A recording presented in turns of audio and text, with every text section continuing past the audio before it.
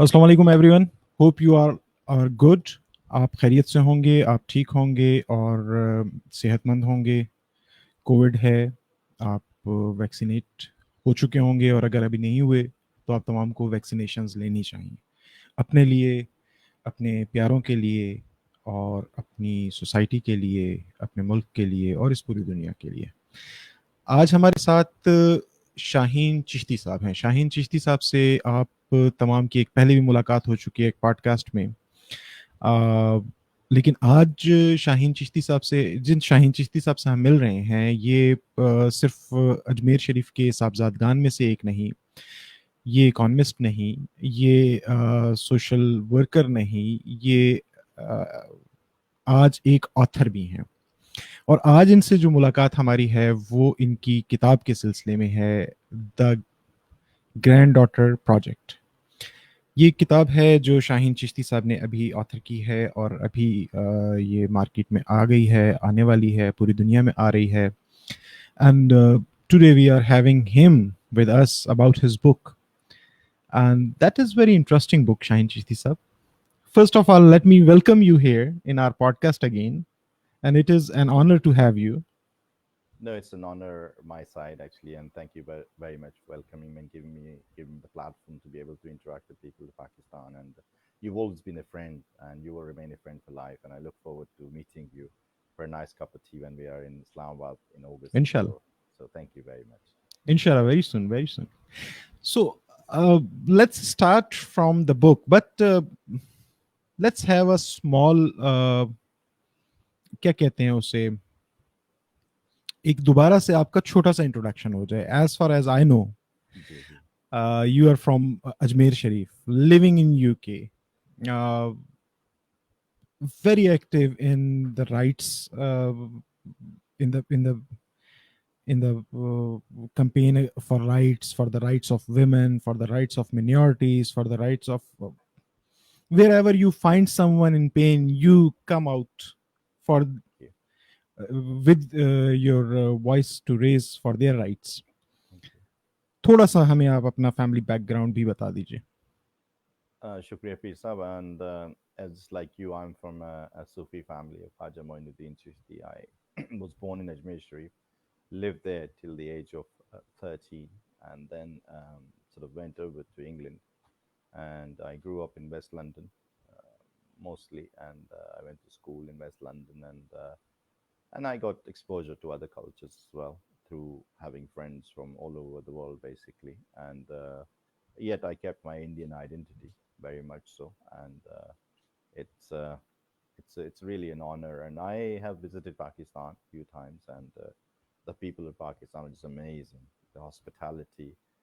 There is a little thing I would like to share with you, which is that as a child, I used to come to Pakistan with my grandfather, who is renowned as the Chishti of Punjab, as I was saying in your last episode as well. And I used to come with granddad, and I love the Punjab part of Pakistan, especially what was Lailpur, now Faisalabad, Bahawalpur, Miawali, Lahore, Kasur, and all these places I visited. And the hospitality and the people of Pakistan are just amazing people. And I just work for peace and just work for empowerment of people, and that's the way I want to continue. Really, that's why I want to be remembered. Yeah. And let's start from the beginning. By the way, how did you come to write the novel? Yeah, it was in my mind Mm-hmm. for a long time since my childhood. There were various impacts on me. I think one being watching a Rajasthani woman जो मटके में पानी भर के 20 kilometre चल के आती हैं और वो अपने फैमिली के लिए पानी लाती हैं, वो हाई इम्पैक्ट था मेरे पे. उसके बाद मैंने देखा कि जो हमारी मुस्लिम लेडीज थी, they were educated up until what we call matric, and then there was a big rush to get them married. That was an eye opener. And I used to keep coming back to India from England as well when I moved over to England, and I could quite easily see the differences in the societies. I'm not saying one is better than the other, but it certainly was an eye opener for me, and I started questioning things. And And somewhere along the line, I think I was very, very young when I had this idea of writing a book which included three or four female characters from three or four different cultures to highlight issues that women face or suffer. Hmm. And that was in my mind for a very, very long time. And touch wood, शुक्र है अल्लाह का कि मेरे को ये तौफीक मिली कि मैं उसे लिख सका Hmm. और आप तक पहुंचा सका उस मैसेज को. And hope that you guys like it. And I welcome everything, in for the book. I welcome criticism, I welcome praise, who doesn't. And I'm looking The forward to plot that. is very interesting, by the way. It's about three women, right? That's right. Yes, yes, Three that's right. women from different backgrounds, with and what went with them. They had their own stories, and then they get together. Well, slightly in the sense that the three grandmothers, what I call them, they had different sort of issues. One being Kamla, who had to put up with the Bengal famine of 1943, and a lot of her friends and relatives in the village that she grew up outside of Calcutta were just disappeared in the famine of 1943, and so that was quite traumatic for her. And then now she had to migrate to a new city where her husband was doing domestic violence. And I tried to tackle a number of issues with how women suffer in our society. And then obviously I moved over to Austria, where I Hmm. developed the character of Helga. And what I tried to look in that character is the suffering of Jewish women by the SAS soldiers, um, particularly the Holocaust, how unfortunately they were raped, and in some instances, the children they had, but they didn't know who the father was. And it goes into very graphical detail, which which I did a lot of research for the book to put it in there, and hope my work is appreciated. And finally, I went to school in Holland Park in London, which happens to be next to Notting Hill Gate. Those of you who are joining from London and listening to it, yeah, that next to Notting Hill Gate. And Notting Hill Gate suffered 1958 race riots, which led also to the birth of the biggest carnival in Europe now, Notting Hill Carnival, on the bank holiday weekend. So I think those characters were developed in my mind, and then obviously with that, the theme was to also highlight certain other facts relating to those women who were suffering predominantly because of the pressures of the society, and how they survived. They had sufferings, but they were very strong characters who survived the time and ended up making sure that they left behind a legacy, a strong family. And as I said, I described. I start my book by talking about a tree which grows all over the place, a tree that provides shade for a lot of people, the tree that is lives a lot longer. So those are the things that I try to bring in the book. And the main point in the book is to basically ensure that people become aware of what women suffer. And what I did was that finally I actually related to the granddaughters who find certain surprise in the sense that they find the letters left over by their grandmothers, and they then go looking for what did really actually happen to their grandmothers. And that sort of thing was to make sure the new generation that's coming up learn lessons, or learn something from the sufferings of the grandmothers. And hopefully those lessons will be so strong that they will not have to repeat those mistakes, or have to suffer those consequences. Yeah, Peter, we have seen that authors like you or people like you, when they start writing some uh, characters, they conceive some character, they start living in it, they start feeling it. So you have created three characters, three different women, and then not only imagining them in the past and feeling the suffering. Did it impact on you? Yes, How I mean, hard it was?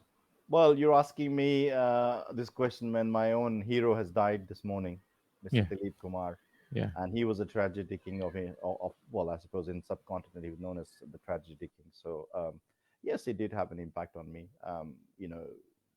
Especially I may say so the Jewish Holocaust, particularly the sufferings of Jewish women, for somehow when I was researching on it, and the disdain and the atrocities, the barbaric attitude of the Star Soldier, it just had an impact on me. Of course, I was depressed. Of course, I wouldn't deny that. For a few days, I was down. Call it depression, call it whatever it was. I was down, and I had to go out for long walks, meet some good friends, have coffees and things like that. So to kind of like cheer myself up again. And of course, a small Holocaust like Bengal famine for us, where children, families perished without food. It had an impact on me. Or houses burning in Notting Hill. You know, Hmm. it's unimaginable. I happen to live very close to Notting Hill, Hmm. and to imagine that the houses were burning because people had different skin color, Hmm. unimaginable. It does have an impact on you, and you've got to be, you got to deal with it because you Yeah. kind of live within the character. If you're a good writer, you've got to live in the character, I think. Hmm. And if you're a good actor, you also have to live in the character as well, as Dilip Kumar used to do. Yeah. And the sufferings of people of Bengal Absolutely. when they were short of, like, there was nothing to eat, in fact. Precisely. And that Precisely. was whole the political management. Correct. Correct. Yeah, it was actually a turning a blind eye to India, a united Hmm. India at that time. We didn't have the resources to look after our people, and we lost 3 million people who were starved to death. And I've been a good student of Indian history. I always felt this and the Jallianwala Bagh is something that every Indian, I mean, when I say India, I mean together. Hmm. Eh, Somebody, we should know about it. It's definitely something that we should highlight, Hmm. and we need to. And I'm going to Bengal. I'm really looking forward to interacting with people of Bengal. I always have a profound impact since my childhood from Bengal because they Hmm. produce some great writers. Tagore himself, whose Yeah. poem "Unending Yeah. Love" is one of my favorite poems, and I think they had a massive impact on my personality. Their Hmm. movies, their culture, their food. Hmm. So I think I owe it to them to explore, and also building bridges. We need to highlight each other's suffering. We are human beings, and Hmm. we need to highlight and recognize what did happen. I cannot deny these things. And by the way, when this idea came in your mind For the to write book, a fiction about this? the idea of writing the book must have been like when I was in my early 20s. Hmm. It was as back as that. I knew that I Hmm. had to write it because I always had the idea of three or four female characters from three or Hmm. four different cultures. This was set in my head, but it just never materialized because I was busy and there was less time. But Hmm. it came at the right time, I think. And Hmm. we are having a good debate about in the society of women empowerment, and I think it goes very well with that now. And God willing, it's really it really is an honor to be able to serve women because I'm Hmm. here on this planet because of a woman called my Yeah, mother. that's right. That's So right. yeah, so And that was my next question, by the way. Why your characters are women? why my Like, characters? Yeah. from a peer family where men used to lead the family and the Yeah. community and Yeah. everything, Yeah. and from an Indian background Yes. where the man has the dominated position in trade, from trade to everywhere, every walk of life, you see men leading the society. But you chose women as your characters of the novel. So Yes. why so? Well, I was very fortunate to have had very good friends in life who were Mm. women. At one time, when I arrived in Holland Park on a cold, soggy, rainy day in London in the 80s, I remember my good people who approached me, were women, and they were very helpful to me. And Mm. my mother, my sister, my daughters, my other friends in life who have been close to me, they had a profound impact on me. And we just cannot. And also, as a human being, how Mm. can we live in a society that is denying the rights of the 50% of the population of the world? It just That's right. doesn't make sense to me. Yeah. It just doesn't. I cannot comprehend this fact that we have been ignoring 50 plus percent. Women are more perhaps Hmm. than men on this planet, and we have been ignoring them. So we go and knock on their door and we say, please vote for us, or please buy our product, but we don't have them in the political parties as equal. So how hypocritical can that be? It's a total hypocrisy, really. Hmm. Women started voting in, what was it, 1918, I believe. There was the first time women voted, but Hmm. women have voted and voted and voted, but they don't really have the power. It's still Hmm. in the in the hands of the man. I Hmm. think in the world, it's overwhelming evidence of that, Hmm. and it's high time we change that. My mother, my daughters, my sisters, my female friends, are they not equal to me? Hmm. Are they not supposed to get the same life as me? Hmm. Am I going to tell them that when you apply for a job, you will be discriminated because you are a woman? Hmm. How will we address this? Hmm. And basically, um, if you look at it from a religious perspective, we're having this interview in a Pakistani channel, so I would say we say Sunnat Muhammad. Hmm. Our prophet had a wife who was a trader. Hmm. She was a thriving trader. Hmm. She was a widow. She was Hmm. divorced. She had children. She was older than Muhammad, peace be upon him, and yet she asked for his hand, and Hmm. he worked for us. So it's a Sunnat Muhammad. If you want to follow the practice of Muhammad, peace be upon him, in Islam, follow a woman, allow a Hmm. woman full freedom, and if she's a trader, that's even better. It's a Sunnat. Hmm. So I think these are the very strong and compelling reasons why we should look for women empowerment. We should carry on this path. If we look at Hmm. other parts in India, we have had a very strong female characters. Sarojini Naidu was one of my favorite characters who played a significant part in our independence struggle, Hmm. and other characters and goddesses as well, as a matter of fact, and in Judaism and in Christianity. So I mean, boy, they have very very strong characters as well. So, so I think the basic point is, how are we forgetting about half of this planet? Hmm. How are we sleepwalking into this? Hmm. Why are we not doing things for women? Why are we not creating the opportunities for women that should be the same as men? Hmm. Agree. Agree. Completely agree. And how do you see that? As we all know that you are a big advocate of normalization between Muslims and Jews. How do you see that your book is creating an impact for normalization between Jews and Muslims? Well, I intend to carry on my good work that I have started with the Peace Society in London. We talked about it last time I was on your show. The exhibition of the Holocaust in London. That's on the cards. Hopefully towards the end of this year or beginning of next year, based on COVID situation under control. And I intend to. I'm the one. I'm the first person I think who's actually broken the barriers. Hmm. There will be many coming behind me, and they will probably thank both of us for it. But I think I'm the one who's getting interviewed in Israel. I'm interacting with people in Israel, and I've always known that they believe in the same God as we do. Their Hmm. prophet is our prophet. So I'm looking for normalization, and I think it will happen. And I Hmm. am. I would. I like to categorically also say on this program of yours that I'm in favor of a two-state solution, and Hmm. I would like both states to exist right next to each other and live in peace and harmony. Hmm. My family believes in peace and harmony for 1100 years.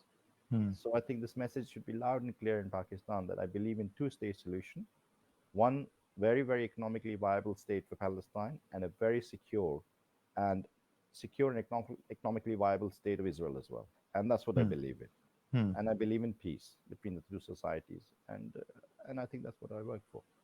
And I guess just before this, we were talking about randomly, we were discussing the things, and you told me that there is a harsh behavior from different sides just because you are advocating the normalization with Israel, or you are advocating the normalization between Muslims and Israel, Jewish communities. Yeah, I mean, you always find people who are living in a very expensive house Hmm. and wearing a very very expensive suit, and they Hmm. call themselves the son of the soil. However, the women of the soil are looking for the basic bread. you Hmm. know People in Bahawalpur I need to think about, Hmm. people in Faisalabad I need to think about, people in Hmm. Kasur I need to think about, people in Lahore I need to think about, I need to think about people in Miawali, I need to think about people in uh, various places in Quetta, in Karachi, in Hyderabad. Hmm. I need to think of the ground reality. What is the ground reality for anybody to sit in a nice, big, expensive Hmm. house and say something, it's easy, Hmm. and that's an elitist thing to do. Just say, okay, well, you're going. I welcome criticism. I take it in stride. I welcome it. But we believe in peace. We will continue the peaceful march uh, of bringing people together, and we have very, very strong belief in that. God is one. God is the same God that they believe and we believe, Hmm. and we have massive commonalities which we should celebrate Hmm. in order to Hmm. reduce any tension that ever exists between our two religions. There is Hmm. that's been the case for me for a long time. Yeah. And this is a very tense time between India and Pakistan as well. And I guess that you are planning to come to Pakistan, and Yes, I am. that will be again an effort for bridging the two countries. And I always advocated about the Sufi diplomacy. This is what the Sufi diplomacy is all about: Thank you. connecting the Thank societies, you, Peter. You connecting the. always speak highly of the Sufi difference. I know we talked about it the other day, and thank you very much. I like to say that we are one family. Yeah. The Sufi families of ours are the one family that can actually create peace in India, Pakistan, Bangladesh, Hmm. because we are followed in all these. The Sufism is followed in all these three countries, and I think it will happen. And I think with that we also have to link the commerce as well. Hmm. Commerce is very important for people. We need to, when we say empower, what does it mean? It should mean they have food to eat, they have house to live, and they have clothes to wear. And we need to think of that. And unless and otherwise you think of that, you've done nothing in life. Hmm. You could sit in a expensive house somewhere wearing a Hugo Boss suit and lecture people, but reality is ground reality. We Yeah. need to make difference at the ground. If I can manage to help 10 people, boy, my job is done. Yeah. That's right. Yeah. That's right, Pizza. And what are your next projects, Pizza? Oh, Tell us a little about it. well, I was expecting that there will be a little bit of criticism, perhaps, that I have written a book which does not include Muslim characters, or because I am from a Muslim Sufi family, Hmm. mashallah. But I have now, well, I've already written a second book, which I always had in mind to take on that part, and it's predominantly about Muslim life and how we can improve that. Hmm. And that's what I'm going to do. That hopefully I didn't tell anyone so far, but I'm going to bring that in next year, and that will Hmm. sort of quell the people who will say something for what I've written the first time around. But I intend to bring 3 points which are very, very important for Muslim culture: peace, Hmm. education, and jobs. I Hmm. repeat that again on your show: peace, education, and jobs. Hmm. That is the Muslim mantra. Hmm. To be able to exist in the world, we Hmm. need to follow that. And maybe That's that's right. our Sufi way of Oh yes. translating our forefathers' messages into a Yes. modern message. Yeah. And that's what we'll do: Yeah. peace, education, and jobs. Yep. I completely agree. I completely agree with you. So coming back to the original topic of your book, Thank you. what are the responses around the world? I have In, seen many friends yeah, like Dr. Nancy. She is very excited about your book and the book launch. And there are so many friends who are talking very highly about this project. thank you. What are the general responses you are receiving right now? It's been a tremendous response. I'm overwhelmed at times, and I never thought I will get this far, to be honest with you. But one thing I have is that I believe in God, and I'm not afraid of anything. Hmm. And I know I'm on the right path. We're trying to create peace Hmm. between humanity, between people who exist on this planet. And what better thing than to create peace among people? And that's what I want to be known for. And with that, I want to also empower women. Hmm. When I say I empower, I'm not anything, but I mean women will empower themselves, Hmm. and I want to assist in that process, and it will happen. And Hmm. my plan is to make sure that 35% everywhere should belong to women. Why 35%? Because some women decide to have a family rather than a career, but it should ultimately be 50%. But 35 to start with is something that we should put for women everywhere. Hmm. Are you satisfied with the political representation of women in the political structure of like every country? No, not, If we not talk all. generally. No, I don't think so. It's a lip service, I think, as far as I'm thinking. It is improving in certain countries, You can have an iconic figure like iconic figure like Margaret Thatcher, but that's Hmm. still underneath that. I've got great friends in the Conservative Party in the UK. I'm a great admirer of their policies.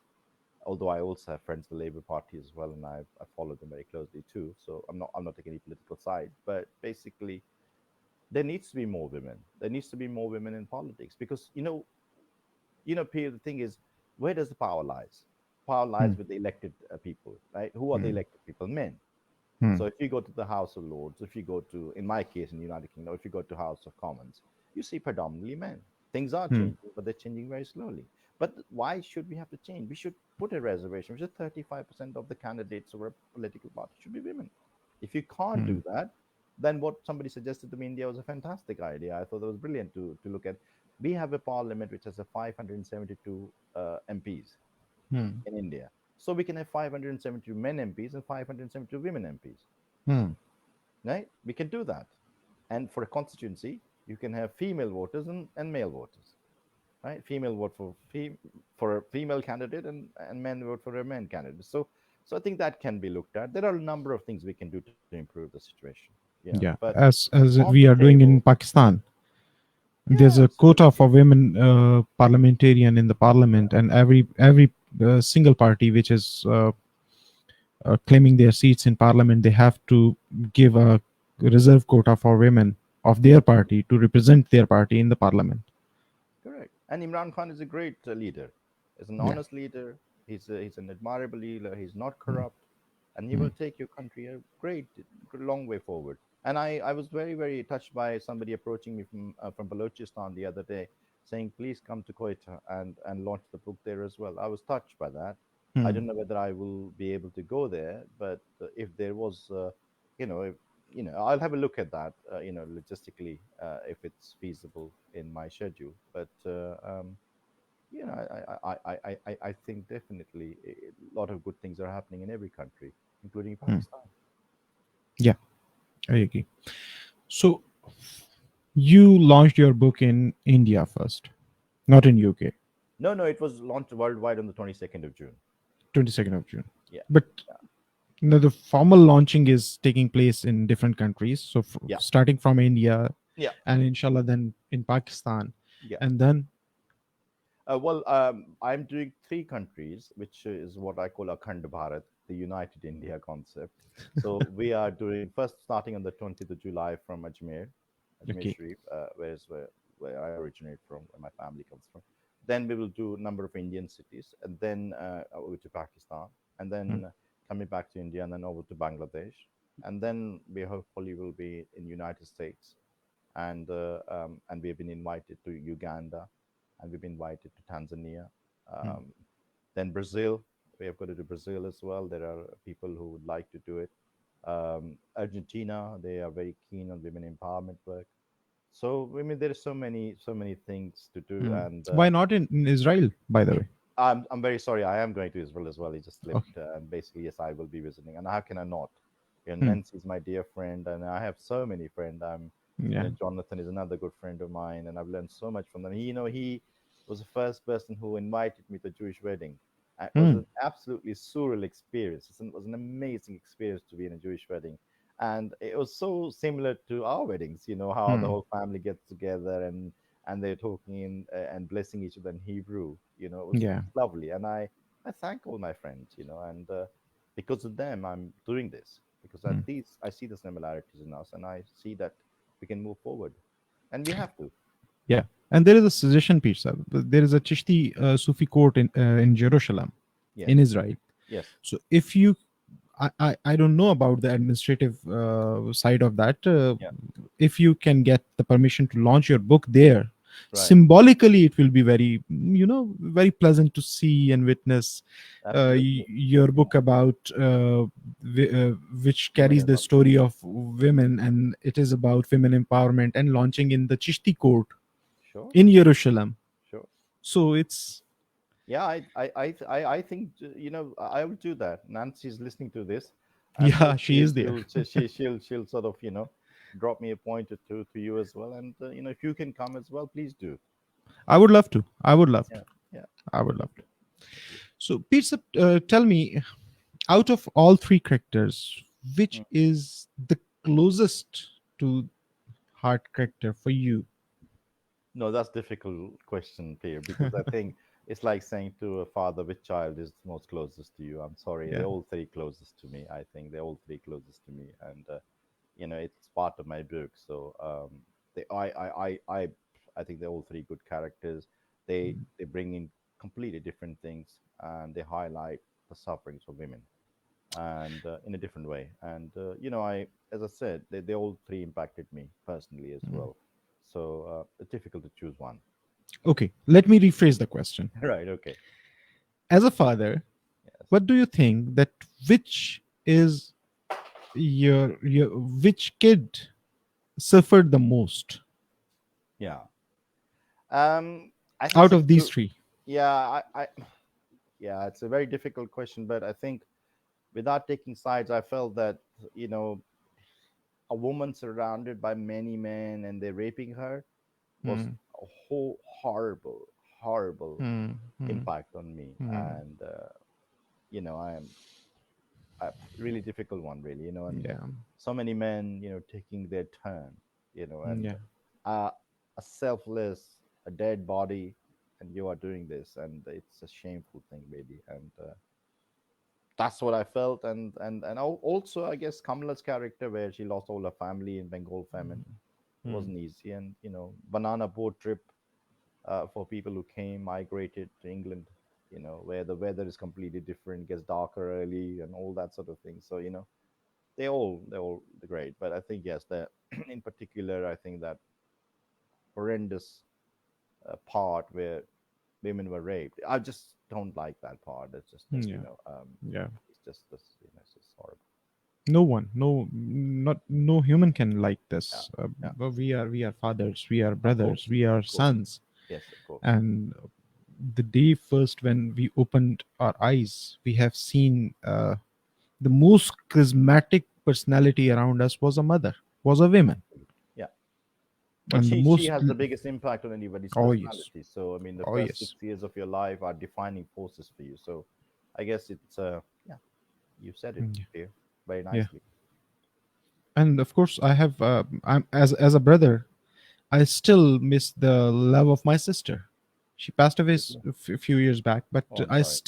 still, I sometimes when I enjoy my victories or some good news, Mm, I still miss her smiling face. yeah.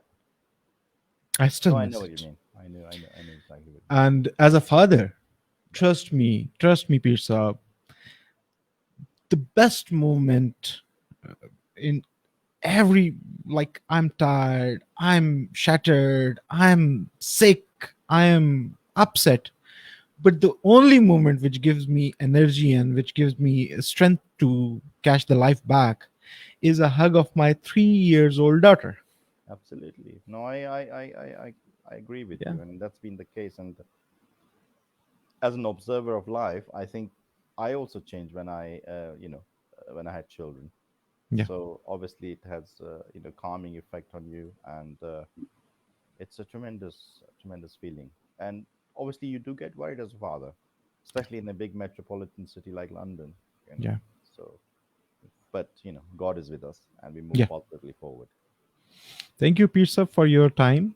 Always a pleasure. And trust me, I am just waiting for the month of August to receive you here in Pakistan. And I already started planning the events, where to launch your book, Thank you. whom to invite, where to have a gathering, and what to do, and how to take this noble cause forward. And my best wishes, my prayers are with you, and hope to see you more powerful writings from you. Thank you, Pierre. And I guess you have taken a good opportunity of Corona quarantine this time. And Yes, I please do. make this writing habit uh, a, a complete habit of yours. So in the future we will be reading some good stuff from you as well. No, some more good stuff, in fact. no, Peer, always been a pleasure talking to you. You've given us a platform, and I'm grateful to you. And I look forward to being with you in Islamabad or Lahore, and Inshallah. we'll have some good times. Look Inshallah. forward to it, inshallah. Thank you, Peer sir. Assalamu alaikum. Khuda Hafiz. Walaikum assalam.